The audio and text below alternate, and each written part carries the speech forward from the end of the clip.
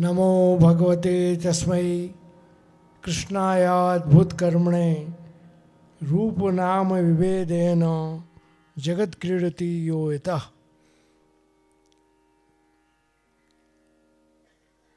મંચ પર બિરાજેલા અમારો વલ્લભકુલ પરિવાર,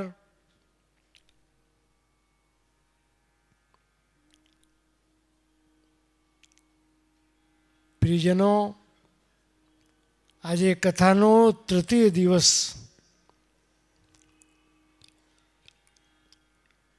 સમય કેટલી જલ્દી પસાર થઈ જાય છે ખબર નહીં પડે. કાલે ચતુર્થ દિવસ આવશે, 4 જન્મ કાલે થશે, નંદ મહોત્સવ કાલે થશે. એમ તો આજે એકાદશી છે, પણ એકાદશીનો ક્ષય છે એટલે 12સે એકાદશી કરવાની. પણ એમ ગીતા જયંતિનો પાવન દિવસ છે.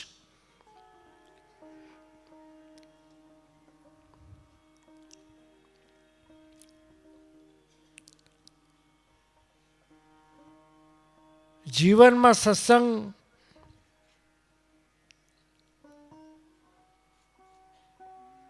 જલ્દીથી મળતો નથી, પણ જીવ ઉપર ભગવત કૃપા થાય અને આવા સુંદર આયોજનો થાય અને એમાં બેસવાનો લાભ મળે તો એ જીવનનું સાફલ્ય છે.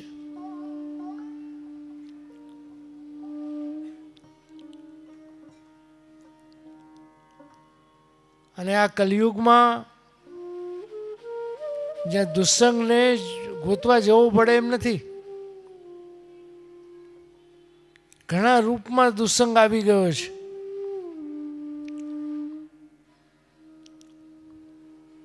પણ ભગવત સત્સંગ ભગવત કૃપાથી મળતો હોય છે. માનવ જીવનમાં અનેક સમસ્યાઓ જીવને આવે છે.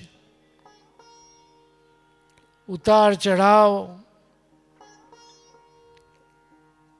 શારીરિક પીડા, આર્થિક સમસ્યાઓ, આ બધાનો સામનો કરતાં કરતાં આપણે જવાનું હોય છે.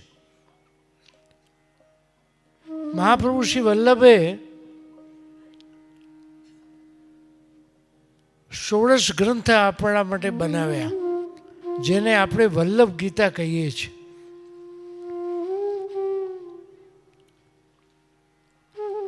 જ્યારે જ્યારે જે વૈષ્ણવને શંકા થઈ અને એના ઉત્તરના રૂપમાં આપે એ ગ્રંથ બનાવ્યો છે.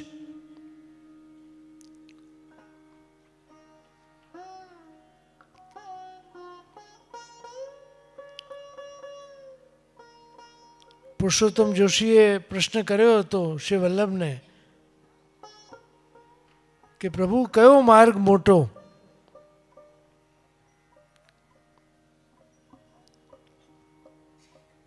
જો એમ તો જ્ઞાન માર્ગ છે, કર્મ માર્ગ છે અને ભક્તિ માર્ગ પણ છે. પણ અમારા મતે તો ભક્તિ માર્ગ શ્રેષ્ઠ છે, કે જ્યાં જીવની સેવા ને જ પ્રભુ પ્રધાનતા આપે છે. જ્ઞાનથી પ્રભુને મેળવવા ઘણા કઠિન છે. કર્મકાંડમાં જો મંત્રોમાં દોષ રહી જાય, અશુદ્ધિ રહી જાય, અપવિત્રતા રહી જાય તો ઘણીવાર વિપરીત ફળ પણ મળતું હોય છે. પણ ભક્તિ માર્ગની જે વિશેષતા છે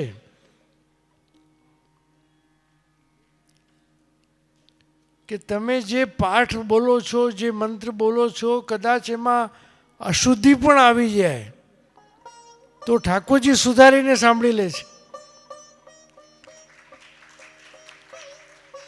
આપણે ત્યાં તમે જોયું છે કે ઘણા વૃદ્ધ માજીઓ જે ભણેલા નથી એ પણ પાઠ કરે છે, શિક્ષાપત્ર વાંચે છે અને બધું સમજી જાય છે. આ ભણેલો ગણેલો માણસ નથી સમજી શકતો, એને ઘણીવાર અઘરું લાગે છે. કેમ કે ભાવની પ્રધાનતા છે. ભાવે ભાવને સિદ્ધે. તમે ભાવથી વાંચશો તો બધું સુધરી જશે.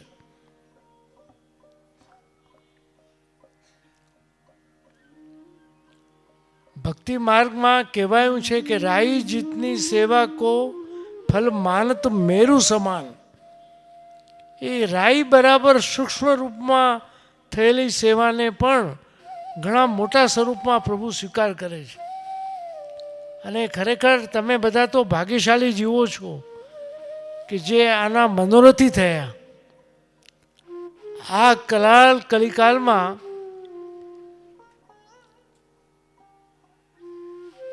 ભગવત કથાનું આયોજન રખાવું, મુખ્ય મનોરથી થવું, સંપૂર્ણ મનોરથી થવું, ભલે પોથીજીના મનોરથી થવું, એ ઘણા મહદ ભાગ્ય આપણા હોય તો આપણને એનું સૌભાગ્ય મળે.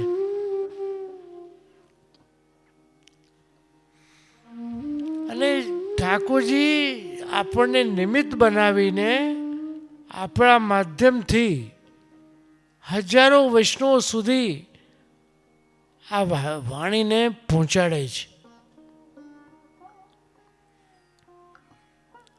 આજે જો 550 વર્ષ પહેલાં પૂછાયેલા પ્રશ્નો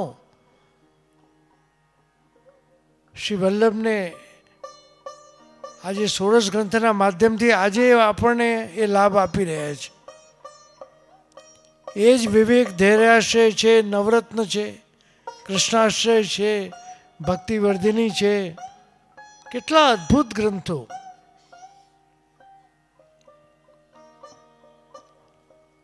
મને યાદ આવે છે ઘણા વર્ષો પહેલાં કે 74માં અમે વર્ધા ગયા હતા, મહારાષ્ટ્રમાં, જ્યાં વિનોબા ભાવેનું પવનારમાં ત્યાં આશ્રમ હતું.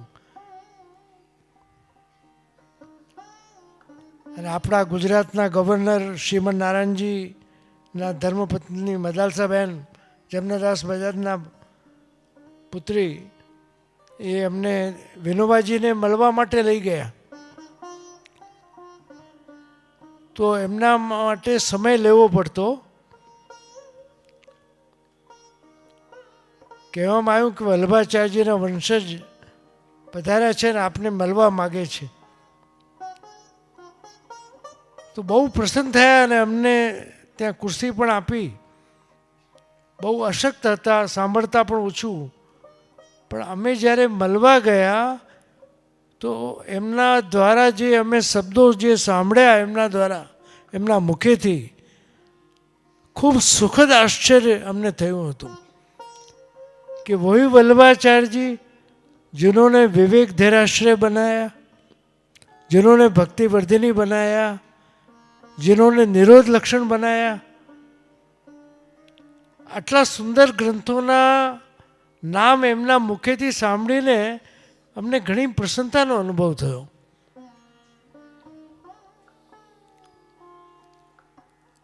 वल्लभ जेवा महान आचार्य तमे जो षोडश ग्रंथमां ક્યાંય એમ નથી લખ્યું કે આ વૈષ્ણવ માટે છે, માનવ માત્ર માટે છે. અને આપશ્રી શું કહે છે? ઇતિ મેં મતિ, મારું આ માનવું છે. ખરેખર વલ્લભ એટલા કરુણા નિધાન છે, એટલી કૃપા જીવો ઉપર વિચારી છે. એક એક ગ્રંથ અદ્ભુત છે. ખરેખર ષોડશ ગ્રંથોમાં વલ્લભ ગીતા આપણે જેને માનીએ છીએ ને, અદ્ભુત ગ્રંથો છે. એ વૈષ્ણવ ભાગ્યશાળી હતા કે જેમણે આવા સુંદર પ્રશ્નો કર્યા.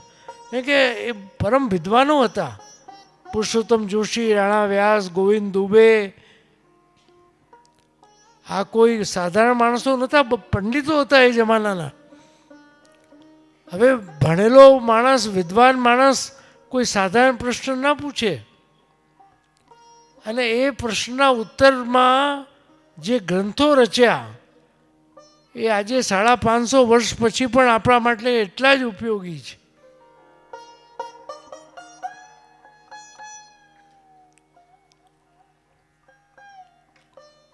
ગ્રસ્તિત્વા સ્વધર્મતઃ અવ્યાવર્તો ભજેત કૃષ્ણમ પૂજા શ્રવણાદિભિ.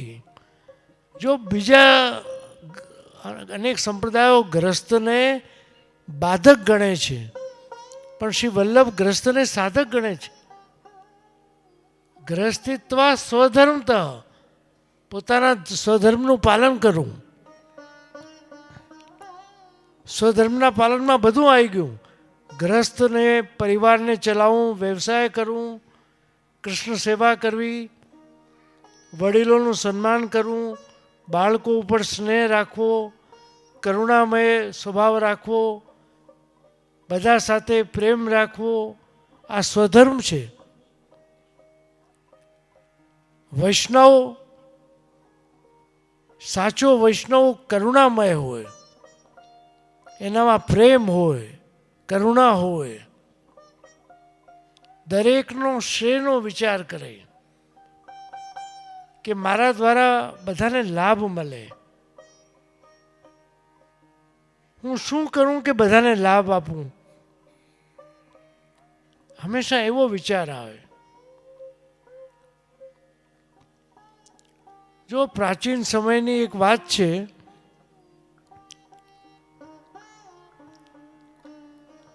એ જમાનામાં રાજાઓ રાજ્ય કરતા,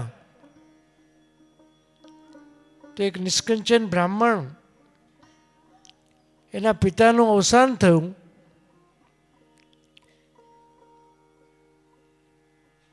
એના મનમાં ઈચ્છા જાગી કે મારા પિતાની પાછળ કંઈક સત્કર્મ મારે કરવું જોઈએ. દ્રવ્યનો અભાવ, તો એના મિત્રે કહ્યું કે એના જે રાજા છે એ બહુ કરુણા સાગર છે, બહુ દયાવાન છે, પણ મળે કેવી રીતે? તું જો સવારે એના બગીચામાં ફરવા માટે આ જાય છે, અને કોઈ પણ યાચક કે કોઈ પણ વ્યક્તિ જો એને મળવા માગતો હોય તો એને મુલાકાત આપે છે. એના મનમાં ઈચ્છા થઈ કે જો મારે એવા સમય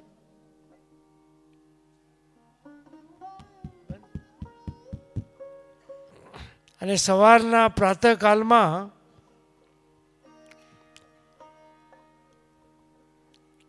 એ પહોંચી ગયો. જોઉં તો રાજા ફરી રહ્યા હતા, એના સૈનિકો પાછળ હતા. રાજા એક આંટો મારીને આવ્યા, પ્રણામ કર્યા. રાજાએ પણ એનું અભિવાદન કર્યું.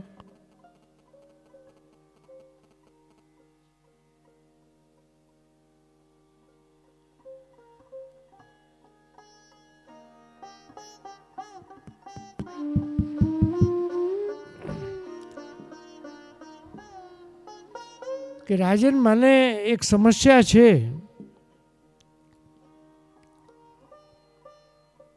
કે ના, તારી કંઈ પણ સમસ્યા હોય તું મને કહી શકે છે. કે મારા પિતાનું અવસાન થયું છે, મારે કંઈ સત્કર્મ કરવું છે. તો સત્કર્મ માટે શું જોઈએ? હવે એની ક્ષમતા પ્રમાણે બિચારા બોલ્યા કે 5 સ્વર્ણ મુદ્રાઓ મને આપો તો કંઈ સત્કર્મ કરું. રાજાને હસવું આવી ગયું કે તું મારી પાસે આવ્યો છે ને માત્ર 5 મુદ્રાઓ માગે છે. હજી તું વિચારી લે. એવું કર, હું બીજો ચક્કર મારીને આવું છું બગીચાનો, ત્યાં સુધી તું હજી વિચારી લે. તો એ બીજો ચક્કર મારવા માટે ગયા, અને આ બ્રાહ્મણના મનમાં વિચાર આવે છે કે હું શું માગું? 100 સ્વર્ણ મુદ્રાઓ માગી લઉં.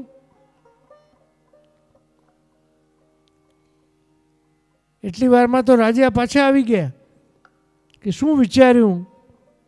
કે મહારાજ, કંઈ સમજાતું નથી કે હું શું માગું. કે તારે જે માગવું હોય તું રાજ્ય માગે ને તો હું રાજ્ય પણ આપવા તૈયાર છું. બ્રાહ્મણ વધારે મૂંઝાઈ ગયો, એકદમ ગભરાઈ ગયા કે રાજન આપ હજી એક ચક્કર લગાવીને આવો ત્યાં સુધી હું વિચારી જોઉં.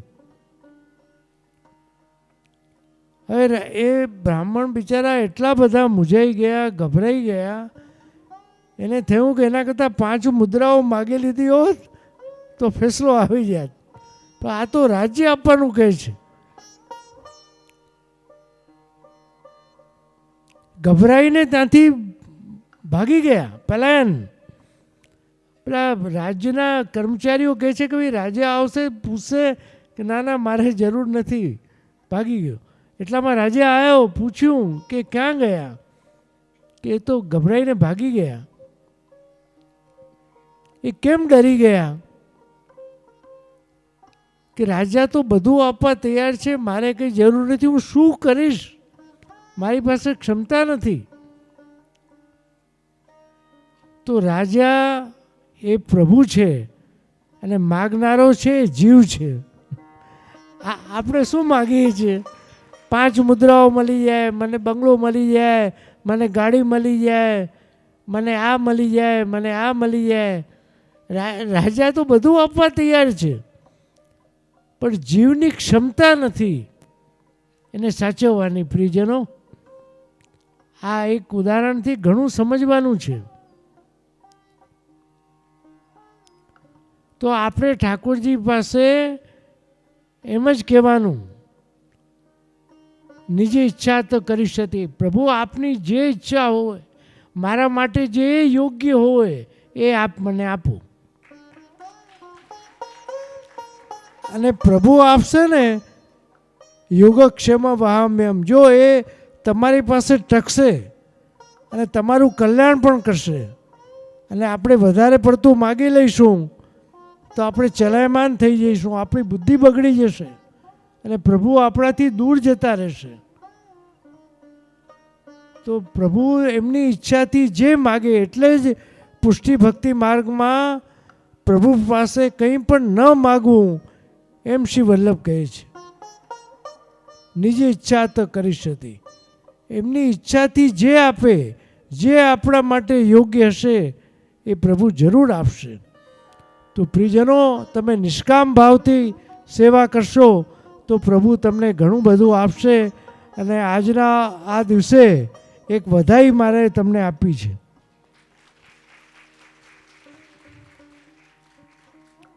આવતા વર્ષે તારીખ 8/12/2024 રવિવાર આવે છે. શ્રી ગોકુલનાથજીનો ઉત્સવ, વૃદ્ધામનો 21મો પાટોત્સવ.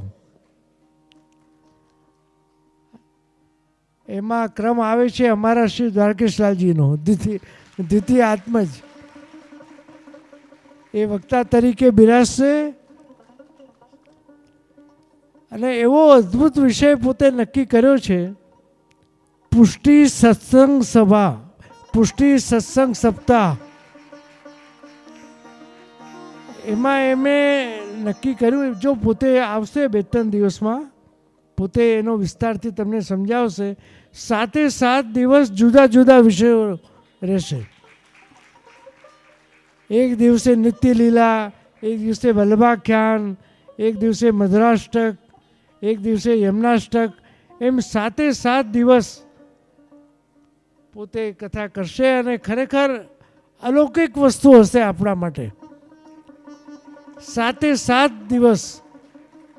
તો જે વદરોથી આવતા વર્ષે થવા માગતા હોય એમને સહર્ષ આમંત્રિત હું આપું છું. અમારા મેહુલભાઈએ તો અમને કહી દીધું છે જે આવતા વર્ષે પણ થવું છે. એટલા ભાગ્યશાળી જીવ છે. પણ બીજા પણ જે વૈષ્ણવને લાભ લેવો હોય, જો પુષ્ટિ માર્ગના 7 વિષય, પુષ્ટિ સત્સંગ સપ્તાહ, અલગ અલગ વિષય, બહુ આનંદ આવશે. પુષ્ટિ રસધારા વહેશે અહીંયાથી. તો હું બધાને આ વધાઈ આપી રહ્યો છું કે આવતા વર્ષે 2024 ઠાકોરજી આપણને સ્વસ્થ રાખે, નિરોગી રાખે અને આપણે બધા એને સત્સંગને સાંભળીએ. અને ઠાકોરજી કરશે તો કદાચ લગભગ આ જ જગ્યા મળી જાય. આવી વિશાળ જગ્યા છે તો, અને મંદિર પણ આપણે બહુ નિકટમાં જ છે. તો જરૂર ઠાકોરજી આપણા બધાની ઈચ્છા પૂરી કરશે. તો હું સહર્ષ બધાને આમંત્રિત કરું છું કે આવતો વર્ષ તારીખ 8/12 થી 14/12 સુધી આપણે લાભ લેવાનો છે. એની તૈયારી રાખવાની છે. દેશ પ્રદેશના વૈષ્ણવોને પણ જેને આવવાનું હોય, એ યુટ્યુબની માધ્યમથી સાંભળી રહ્યા હોય, એ બધા નક્કી કરી લે કે આવતા વર્ષે પણ આપણે આવવાનું છે. તો ખૂબ ખૂબ શુભકામના, શુભ આશીર્વાદ આપીને મારી વાણીને વિરામ આપું છું.